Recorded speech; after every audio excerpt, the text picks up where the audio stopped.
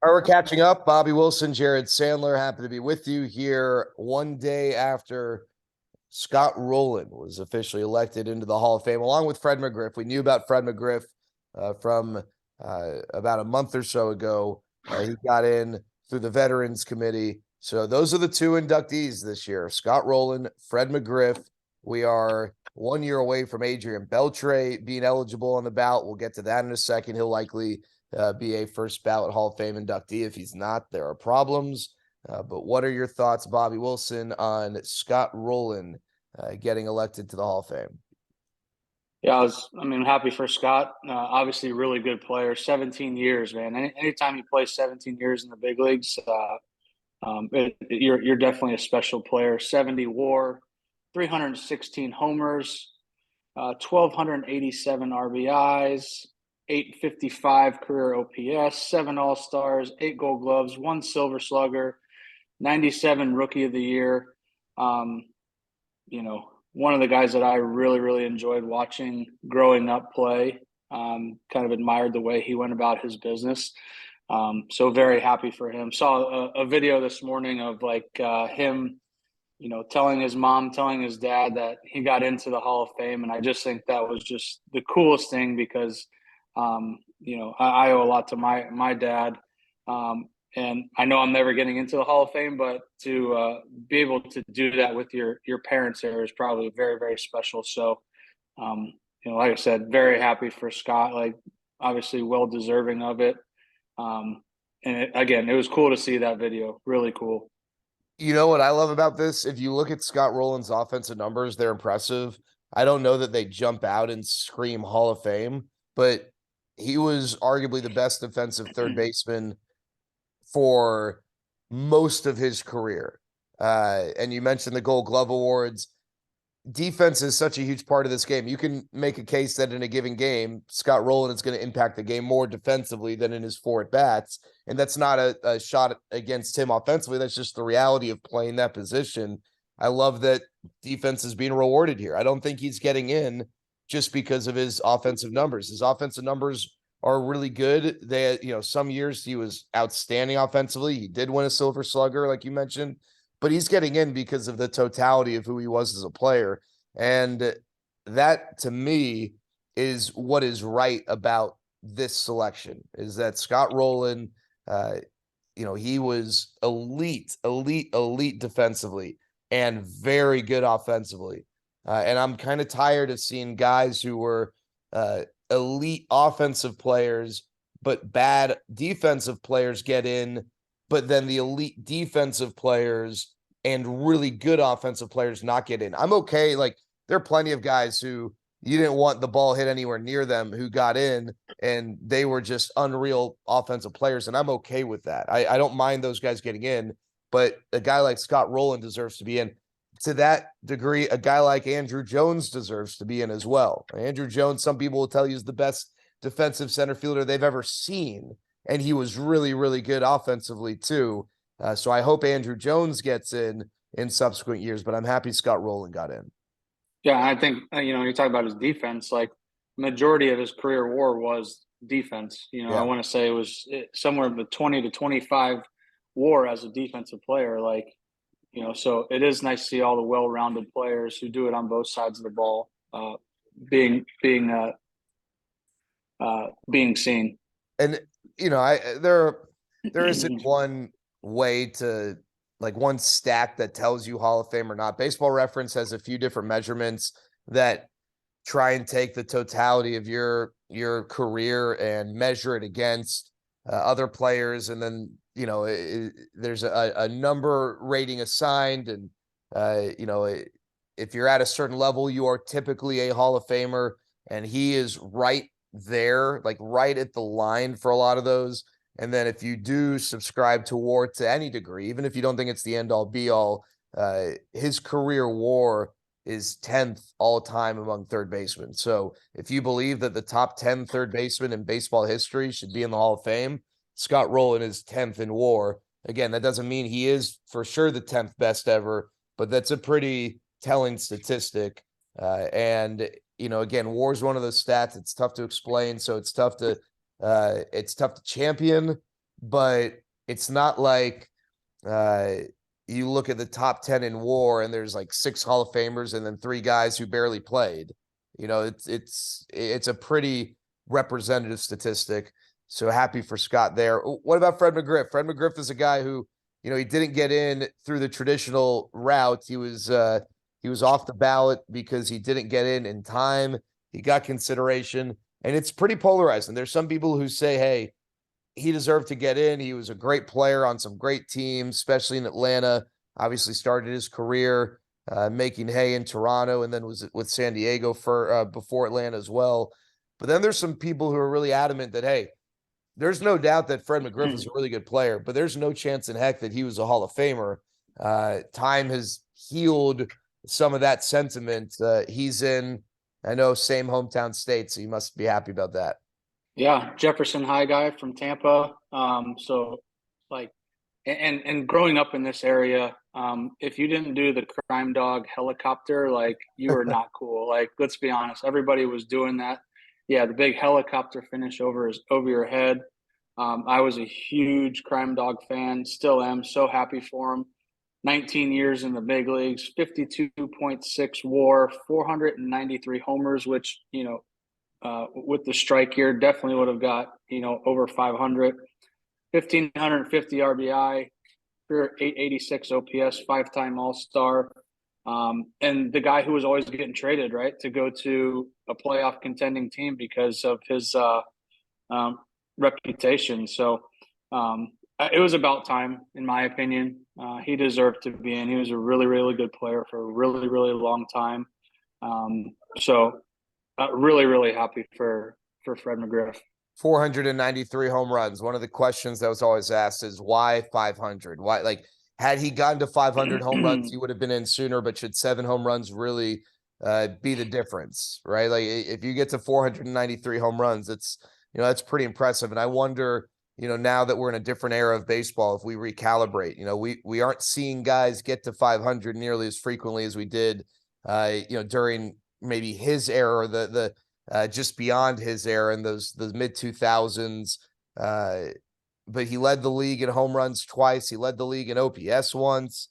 He posted up, almost every day, which, there's one thing about longevity. Then, there's also longevity where you're in the lineup.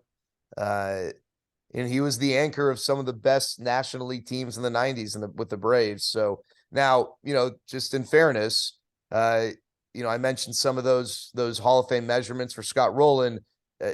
Fred McGriff doesn't meet those. If you look at Baseball Reference, among first basemen, his WAR is 32nd, all time. Should the top 32 first basemen get in? I don't know if that's the case. But again, as I said with Scott Rolen, I don't know that WAR, or I know it's not the end all be all statistic.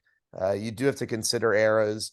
And I think there are more egregious Hall of Fame. I mean, listen, I don't mean to cast any bad light here. I don't know that Harold Baines to me was a Hall of Famer. He got in. I'm happy for him. I'm not gonna ever be really mad at someone achieving something so amazing. Like, what does it matter to me? I'm gonna go on my daily life, no different. And for Harold Baines, that means the world. And that's, I don't want to say life changing, but maybe just short of that. He'll forever be a Hall of Famer. His grandkids, his great grandkids. Hey, my great grandfather was a Hall of Famer.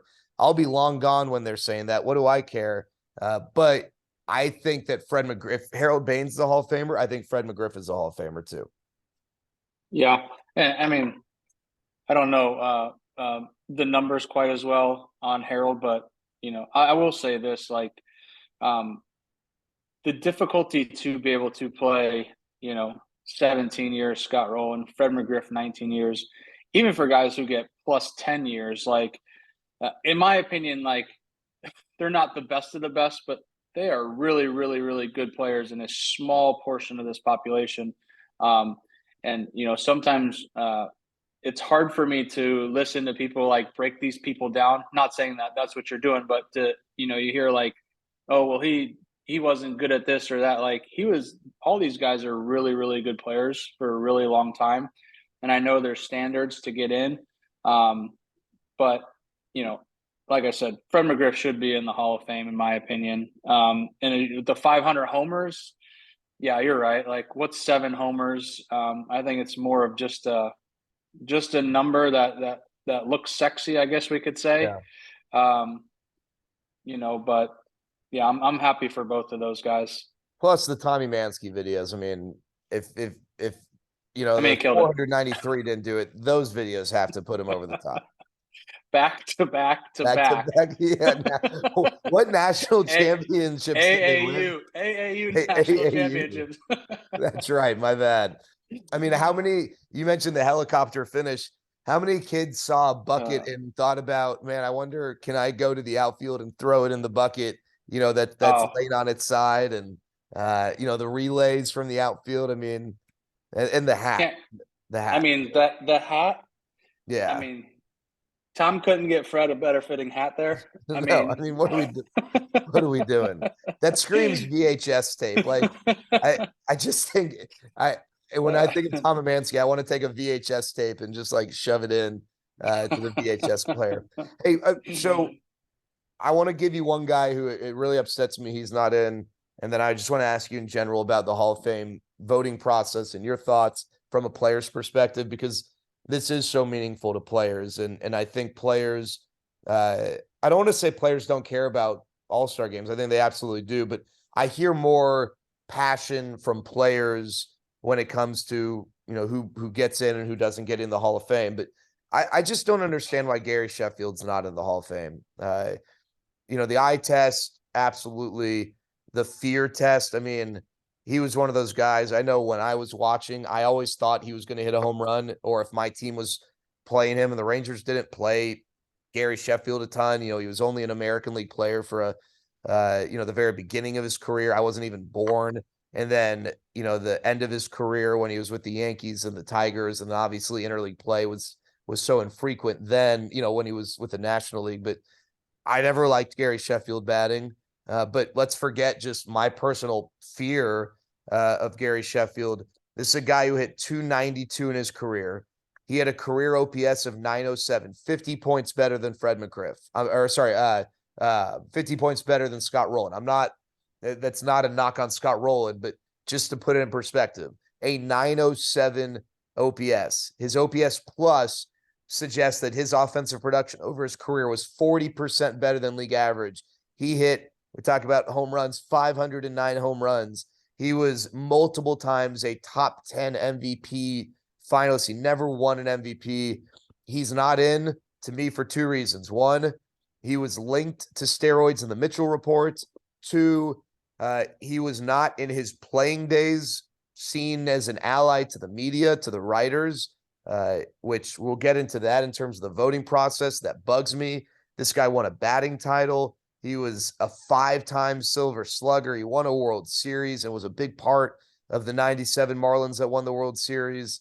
Can I sit here and honestly tell you that he didn't do steroids? No, I can't. But I'm also the same person who thinks Bonds and Clemens should be in. And part of the reason why is we are inducting guys into the Hall of Fame who did steroids, whether they were caught or not. It was a part of that era. Baseball perpetuated it. Baseball invited it. It was important to the growth of baseball in the 90s. And then for baseball to say, oh, no. Yeah, you're not in because we think you did steroids. I mean, where's that line drawn? To me, that's crap. Gary Sheffield absolutely deserves to be a Hall of Famer. To me, it is maddening that he's not. Yeah, I'm gonna tread lightly here, but Sheffield. I mean, so you talk about 2 guys growing up in the Tampa area. We said McGriff went to Jefferson High, Sheffield went to Hillsborough High. As a kid growing up in Tampa, the 2 swings that I emulated the most were Gary Sheffield and Fred McGriff. The big hand pump. Yeah. So, and like you said, talk about feared hitter in the game. Like you did not want to see Gary Sheffield coming up to the plate. You said it, like his numbers speak for themselves. Pretty impressive. So I'm rooting for Gary also. I mean, I Florida loved guy him again. as a kid. I mean, I loved him as a kid. and I guess I'm a little, naive to kind of what happened. I kind of know what happened in the 90s, early 2000s, but when you look at these guys' numbers, you mentioned Bonds, you mentioned Clemens, like, I mean, growing up, like, I didn't know any better. So those guys were the best players, I've ever seen, and statistically the best players that have ever played the game. Obviously you hear what happened, but for me, Sheffield, Bonds, Clemens, they were the best baseball players I've ever seen, as a fan and then as a player. So I can't get into, what happened, what they did, this and that. All I know is from what my eyes told me, they were the best, Bonds and Clemens, definitely two of the best players I've ever seen. And then Sheffield definitely deserves to be in that same breath. Quickly here, let's take a look at the Hall of Fame voting. So Scott Rolen, he got in. Todd Helton was 11 votes short. You have to get to 75%. Billy Wagner, Andrew Jones all had jumps. Billy Wagner, if you look at other closers who have gotten in, he deserves to be in as well. You see Sheffield, Jeff Kent, final year on the ballot, he's off. Two guys who we know why they're not in. Both were suspended for steroid usage. And then you got some guys here towards the bottom who, it's great that they got some votes, but not sure that we're going to ever see them closer to this top range. And then these are the guys who are off the ballot now. You see, just if you're not familiar, if you receive less than 5% of the vote, the thought is, well, you're never going to get to 75%, so they drop you off the ballot. I don't know that there's any objections here, although I will tell you that this guy right here, Mike Napoli, maybe not a Hall of Fame career, but a Hall of Fame person. Hall of Fame personality. I've loved getting to spend some time with Mike Napoli over the years. All right, so he would get my vote for sure. Okay, so let me ask you this. Right, it is the Baseball Writers Association of America. They are the ones who vote. So, you think of your team's beat writers or the national writers, for Rangers fans, the Evan Grants, the Jeff Wilsons, on a national level, the Jason Starks and, Tim Kirkshins, perhaps. Those are the people who vote, right? Pick your favorite non-writing contributor to baseball. Like Ken Rosenthal writes or votes, I imagine. He still is a writer, John Heyman, those people, but I don't know if if you really like the work of, say, Mark DeRosa, on MLB Network, he doesn't vote. All right. Matt Vasgersian, he doesn't vote. What are your thoughts on the voting process and who gets to vote for this prestigious honor? Well, I think the players committee, I think that's a big component of this now, right? Yeah. Because they were in the trenches with these guys. They knew how good they were. So I think that's a great thing that we have. So for me, Ken Rosenthal and Tom Verducci are two of my favorites. I've built really good relationships with those guys. But again, I think it's important that you do have the players committee with this because, I don't think that a Hall of Famer should be defined by, necessarily a bad attitude. I think it should be strictly like his performance on the field. Was he one of the best players on the field? And that's how you should make your decision, in my opinion. And I've never had the opportunity to vote or, interview or interact with a lot of these players. Now I have, but previously I haven't. So I know it's tough. I know it's tough, and I know people have opinions, but in my opinion, it should be the best players, right? The best statistical players. And then on top of that, if they're good people in the community, if they are true icon to the game, they promote the game the right way, along with their statistic worthy Hall of Fame numbers. I'm good with that. I will say one thing, that kind of the list you went through, you mentioned Napoli, Jared Weaver, John Lackey, Francisco Rodriguez, Torrey Hunter, Bobby Abreu. It was cool to see all those names on there because that's 6 guys that I got to play with and see. And in my opinion, Torrey Hunter, Bobby Abreu, K-Rod, Lackey, Weaver, Napoli, they're all Hall of Famers in my opinion because of the way that they treated me. I know that statistically their numbers don't probably line up, but it's cool to see those guys on the ballot. And if you look through the ballot now, it's a bunch of guys from my era. So I just think it's so cool. Just, I know a lot of those guys are going to be taken off, but just to have your name up there, what an honor. Some of those guys, you can make an argument for Torrey Hunter. You can make an argument for Bobby Abreu, and I'm sure there's an argument to be made for K-Rod, who was, for a stretch of years, maybe the most dominant closer in baseball. I'm going to get in trouble for saying this, but I don't mind. I don't like that it's just the writers who vote, and I think that there needs to be a more critical assessment year to year of who has a vote, because there are people who they get a vote, they're no longer covering the game, and they still get a vote. And there are people who I don't think are in touch with the game of baseball who vote. And I don't like that. I don't love the empty ballot, but I have more of a problem with the guy who doesn't cover the game, who has a vote.